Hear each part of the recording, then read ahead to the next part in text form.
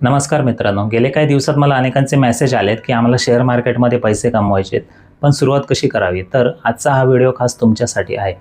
कमीत कमी कॅपिटलमध्ये मार्केटमध्ये कसं पाऊल टाकायचं हे मी तुम्हाला सोप्या भाषेत सांगण्याचा आज प्रयत्न करतो. तर मित्रांनो, शेअर मार्केट ही जुगार नाही आहे, तर हा एक व्यवसाय आहे. जर तुम्हाला वाटत असेल की आज पैसे टाकायचे आणि उद्या दुप्पट करायचे, तर हे चुकीचं आहे. सर्वात आधी मोबाईलवर चांगली माहिती मिळवा. आजकाल AI मुळे सर्व माहिती काही क्षणात आपल्या मोबाईलवर येते. त्यामुळे कोणतीही नवीन गोष्ट असेल तर आता ती सहजपणे शिकता येते.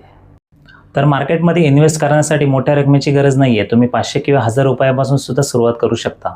सुरुवातीला स्वस्त आणि चांगल्या कंपन्यांचे शेअर निवडा, ज्यांच्याबद्दल तुम्हाला माहिती आहे.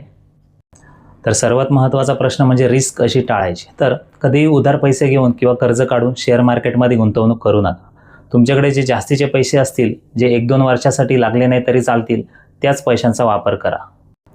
तसेच जे काही पेनी स्टॉक्स असतात, जे खूप कमी दरात मिळतात, त्यांच्या मागे धावू नका. ज्या कंपन्यांचा व्यवसाय तुम्हाला समजतो अशाच कंपन्यांमध्ये इन्व्हेस्ट करा. आणि एकदम सर्व पैसे गुंतवू नका. दरमहा थोड्या रकमेने गुंतवणूक करा किंवा SIP सुद्धा चांगला पर्याय असू शकतो.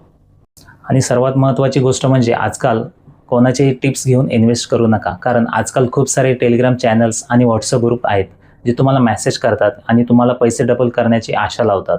तर अशा मेसेज किंवा कॉल्सपासून दूर राहा. मार्केटला समजून घ्यायला वेळ द्या. एखादा चांगला ब्रोकर ॲप निवडा.